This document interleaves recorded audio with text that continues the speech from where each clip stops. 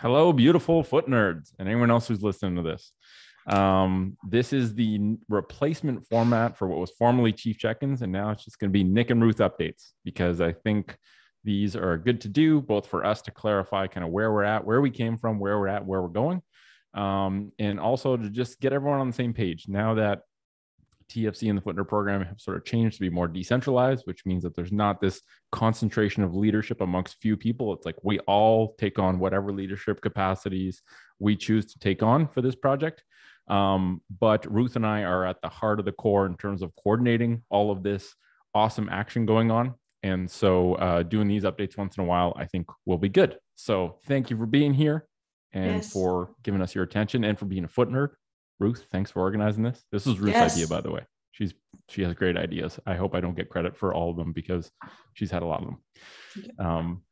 Yeah, so maybe start by saying, like, why did you want to do this check-in to welcome the new year? And then we'll kind of go through all the points that we have. Okay. Yes, welcome foot nerds and anybody else who's listening. The reason why I wanted to do this check-in is because I can't believe how fast time is going by. It's already January 10th, and I realized that we did not even say Happy New Year to anybody. Myself, I included. I didn't say it to myself. And also there's like so much shifting happening, and there's just big changes. Like there's renovations going on, and we wanted to make sure that we included everybody in what's going on so that if y'all have questions, you know that we're still here. You can reach out to us on Slack at nerdhelper team@gmail.com, and we're still cooking along with really doing great things with shifting the health culture. So I wanted to make sure and do that. Yeah, we haven't if anything, we haven't slowed down. We've kind of accelerated, whether that was the intention or not, but it's a good thing. And there's periods where work just needs to get done. And so it might seem like dormancy, but a lot of stuff's kind of happening under the surface until things kind of burst through. It's like when you plant a seed, there's a lot of stuff going on in the soil in order to build a foundation so that when it sprouts up, it's like solid. And I think we've been doing a lot of that. And so we want to let everyone know what's going on.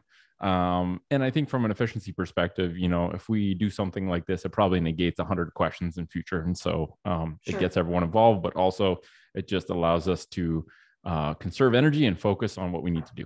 So yeah, I think, I can kick it off. The new year is, for me, always a great opportunity for reflection and clarity and sort of alignment of like, what do you want to, like, I ask myself these questions. What do I want to accomplish? What things do I want to change?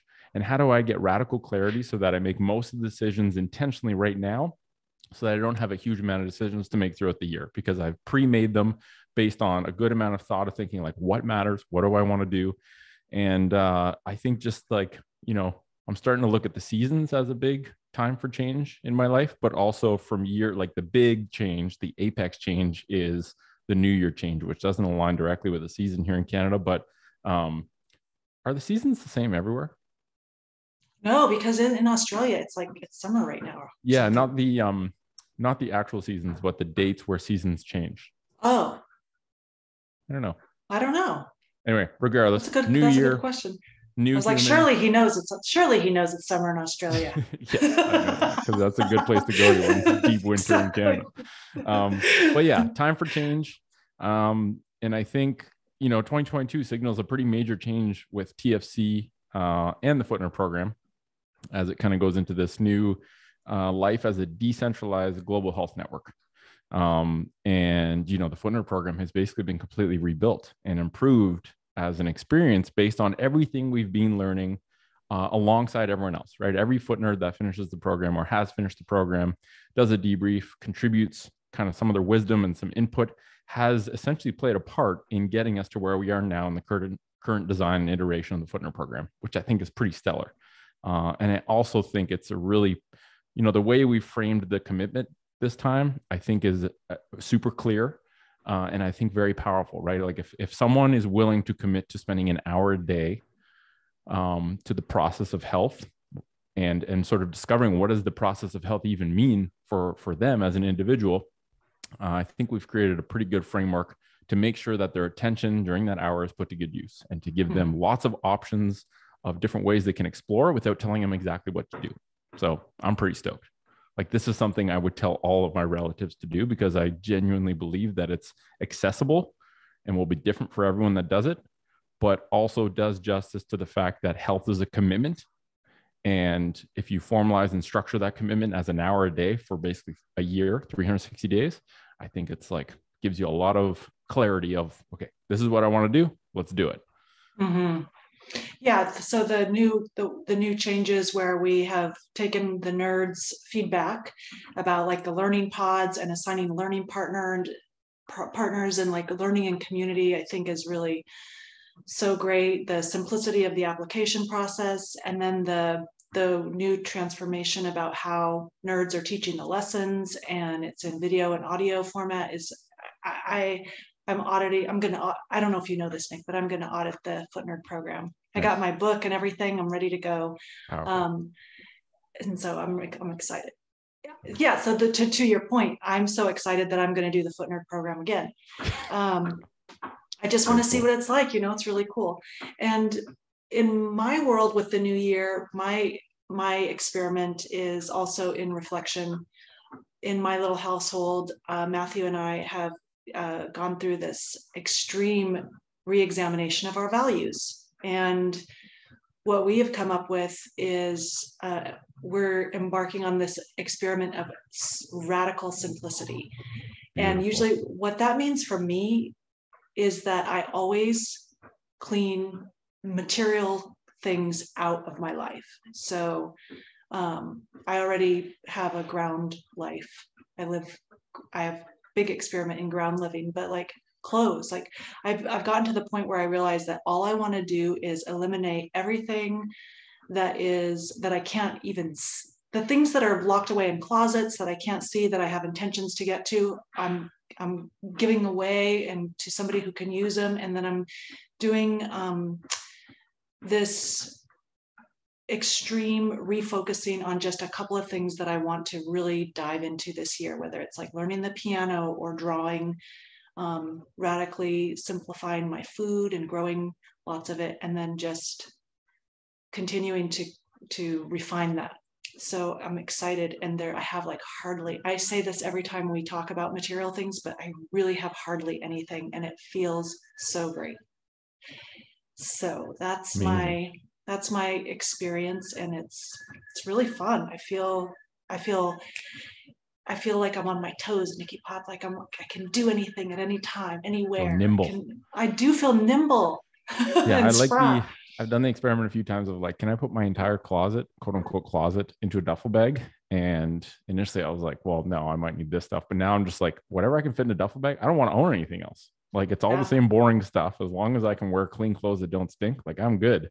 And for me personally, the focus for this year, and it really is all about focus. It's like, just instead of diluting my energy trying to do a lot of things. And if someone observed TFC closely in terms of all the projects we've had in the past, you can easily see the ebb and flow where I dilute my attention drastically, and then I kind of collapse everything back in. And then it's kind of like this ebb and flow. But now it's the realization that, like, in order to do something significant and do it well, requires a lot of focus, like radical focus of just like knowing what that thing is with clarity, and then essentially saying no to everything else. Because even if some of those things I want to do, which I do, I know that to say yes to that is to do my true focus less effectively. So for me, it's focus on Bitcoin, and to become an effective, what I'm calling a Bitcoin diplomat, basically just someone who helps spread the word and helps as many people as I can over the bridge to the new financial system that we're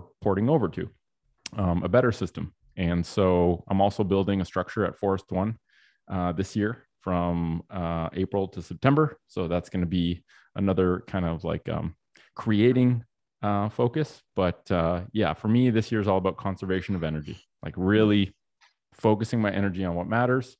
Couple new experiments that I'm doing right now is every Monday I'm doing a fast from food, a fast from social media beyond my responsibilities of posting on TFC right now, and a fast from cannabis or any kind of drug. And so I think, new year, new experiments, new explorations. And I think another thing too that I'm doing is I used to I got in the habit, I always go on many walks a day, but I started slipping into the habit of always listening to something on a walk because there's so many good freaking podcasts out there I want to listen to.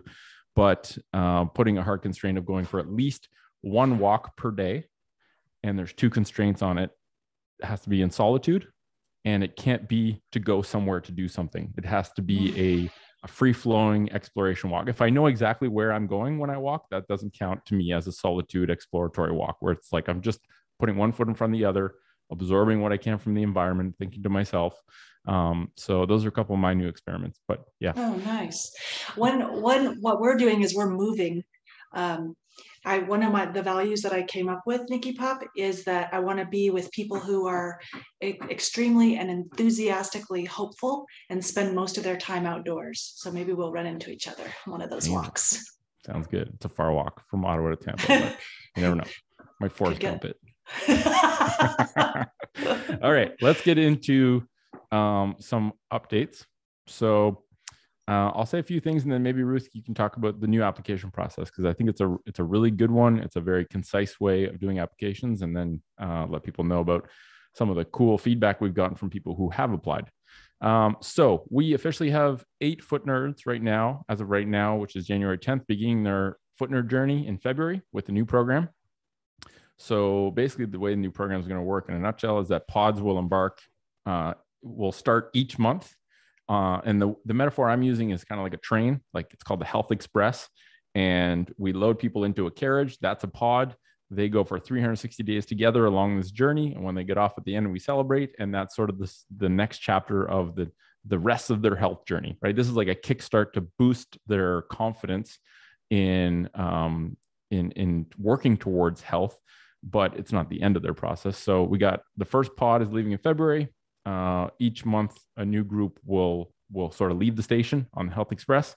And then I think one thing to clarify is like, what is we talk about decentralization of TFC. What does that actually mean? So in a really simple way, within the context of TFC, the Foot Collective, the Foot Collective is a brand that is essentially stewarded by all of us Foot Nerds. It's not owned or controlled by any specific entity. I refuse to ever, sell the branding rights to anyone, because then it would screw us all over. And I think the Foot Collective will live on as a recognizable brand in the ether on a mission to help people reclaim responsibility for their health. That's what it's all about. And so the TFC brand is stewarded by all of us. It's not controlled by one central authority. And then within the Foot Nerd program, instead of being, like a small select group of people who teach for the rest of us, it's going to be a community of students and teachers learning and sharing their work. That's really what it is. There will be people with certain roles, supporting roles, teachers, all that kind of stuff. But really, it's a decentralized core network of people who are learning and teaching what they know, and having sort of a system to exchange value and exchange information. And so that's kind of what we're working with. And the new design of the Foot Nerd program reflects that. So, yeah. Yeah, it's really good. So with the application process, what we have done is we have radically simplified the application process. So there's 2 questions essentially that people answer with in addition to whatever their personal information is, how we can contact them and such. And those questions are, what do you think the Foot Nerd program is? Essentially, what do you think you're getting yourself into? Explain it to us in less than one paragraph or less. And then the second question is, what do you expect to receive from the Foot Nerd program? Like, why are you doing this? What do you think it is? And what do you expect to get from it? And so I just wanted to share with you all some of the, it's just been the best application process we've had, because the applications that we're receiving reflect that the precision and the clarity with which what we were hoping to get across, right? So yeah, just put a pin in that. The objective of that is like, number one, do their expectations match what we're actually seeking to deliver? Because if they don't, then we've made a mistake in our messaging, and we have to clarify that so that there's no discrepancy in what people think they're getting and what they're actually getting. And the second one is like, when people say what they want to get out of it, it gives us feedback to make sure that we can meet those expectations, but it really makes them double down on their purpose. It's like, if they deeply and clearly know why they're doing this, that's a very powerful way to focus and understand deeply, like, this is why So the challenges that come are less significant when you truly deeply know with radical clarity why you're doing this. So I think those questions are both informative for us, but also a really good exercise to make sure we're getting people that are aligned with sort of what we're doing and are actually motivated enough to do this. So, yeah. Mm-hmm. And then you just inspire the hell out of us when you apply with your applications. Yeah. They're always super inspiring. So I just wanted to go through just a couple of applications that are really great. So one woman said that she saw Nick on YouTube talking about rewilding our feet, and she immediately wanted to unlearn everything and then relearn what it means to have her own health back. And then she wants to play an integral part in the community of Foot Nerds, and that she wants to tap into her own true nature and then combine her own, she's a breathwork instructor and wants to combine her own breathwork instruction with what she learns from the Foot Nerd program. Another nerd said that he has been putting everybody else's health first in his work. This is a common theme, and he has neglected his health for almost all of his life. And he wants to make more conscious choices about how to treat his own body, his peers, and the planet. And that he knows that he has potential, a ton of untapped potential, and he wants to tap into that. Cool. Another guy said he wants to learn from a diverse group of Foot Nerds with a variety of experience, and his big thing was variety and diversity in experiences and perspectives, which means that we are getting our point across about what it means to be open-minded, critical thinkers.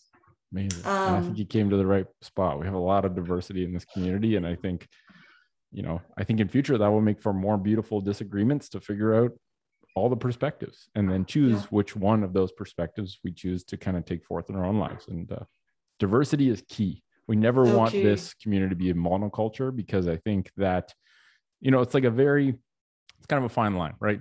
You need clear enough values to make sure that you're self-selecting the right people to be part of this, mm-hmm. but you don't want to define it so narrowly that you only get one type of person doing this, right? Because then we don't really have enough diversity to have a big pool of thought to kind of discuss. But yeah, I mean, just looking at the Foot Nerds that are currently in the community, it's like we have a vast array of people from all walks of life, health professionals, non-health professionals. I think it's really cool. And it just mm-hmm. It gives us so many more people and so many lived experiences to learn from instead of just a small, narrowly defined group. Yeah.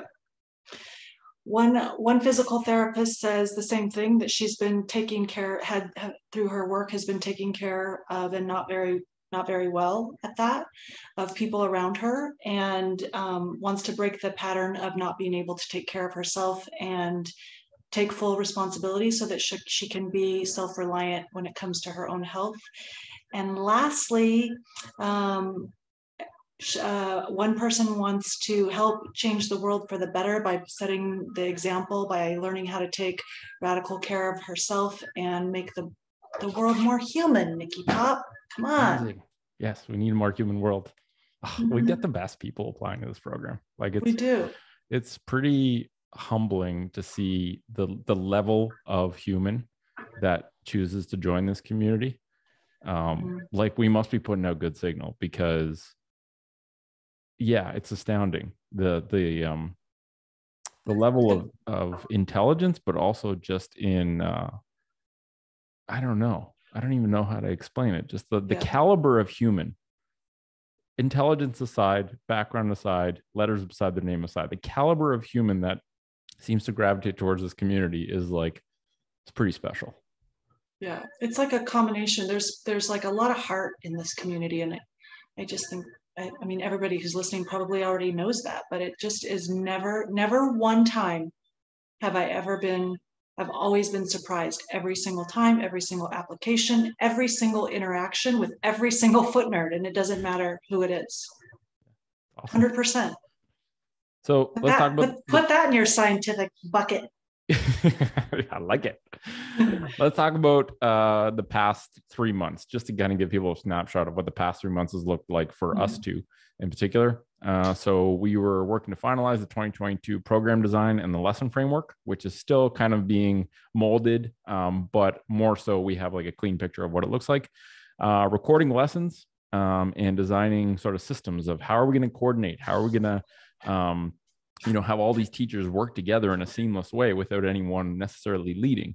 How are we going to organize the finances so that based on the amount of work you put in, you get compensated financially for that work? So there's been a lot of like that seed going into the soil, taking root and all that kind of stuff. That's really what we've been working on.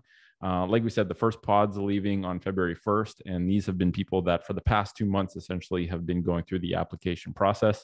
Yeah, I'm very excited to get feedback from this first group, and also just to kind of witness how they engage with each other using this formalized sort of pod structure. And so the Sapien code, which was sort of the former iteration, they're going to work in parallel at the start. So the Sapien Code standalone app will be in existence until March 2022, at which point we're going to export the database. So take out all the information that was put into the Sapien Code and turn off the standalone app. It's just getting too expensive to host and maintain and iterate. And I think this version, like if a catastrophe happened and TFC disappeared tomorrow, all of the relationships with the software team and the app team would go away, and it would essentially put that information into jeopardy, right? It could risk that information. And I think going towards GitHub, which is like an open source platform, means that TFC could disappear, I could disappear, the information stays there, right? There's no gatekeeper that needs to have a relationship with a sole group of people who are the only ones with an ability to go in and change that database or that application. And so not only from a money perspective, but also from a durability perspective, I think going to GitHub, which is open source, and also on sort of like a decentralized platform, is going to be much better. A lot of the Sapien Code chapters will be reviewed by teachers and incorporated into the lessons. And then some of the Sapien Code chapters will essentially be put into PDF form and then plugged in as a layer 3 resource for relevant topics, in the new system. So yeah, that's kind of what's been going on, and that's what's going to happen with the Sapien Code. And just to be specific about what's going on with the recordings, blocks. So there's 6 blocks, 36 lessons. Blocks 1 and 2 have been fully recorded. 3 and 4 are almost finished, and then 5 and 6 are going to happen shortly thereafter. So we're almost completely finished with all the lessons and ready to roll February 1st. Yeah, I mean, it's a decent amount of work. Each lesson, and the nerds, if and when nerds go in and audit and sort of like, I would encourage all nerds to at least go in and listen to one lesson. Pick the lesson that you feel you got the least, the lesson topic that you feel you wish you would have had more of in the FootNerd program as it existed when you did it, and go in there and check out a lesson. And a lesson is, there's 36, so it's 360 days, 36 lessons, 10 days per lesson. And for each lesson, there's one official lesson, which is a recorded conversation between two teachers.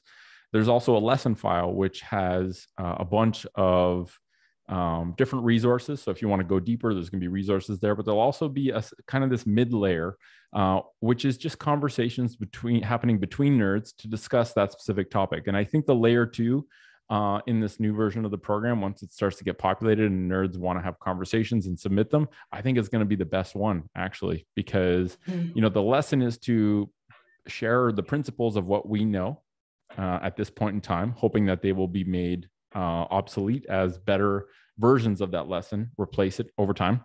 But layer 2 is really where nerds share the stories of how they're implementing principles or the lessons they're learning in their lives. And these will be dynamically added as they're submitted. And so I'm pretty excited to hear conversations between nerds happen in that layer 2 spot with all the different topics. So I think it's going to be pretty cool. Agreed, Nikki Pop. So what's next?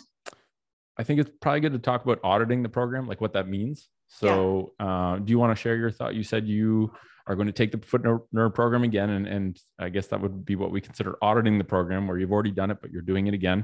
Mm-hmm. So maybe let people know what auditing the program means, and then we can let all the nerds know that, essentially, if you're a foot nerd, you've already done the program, or you did the program, but you didn't complete it.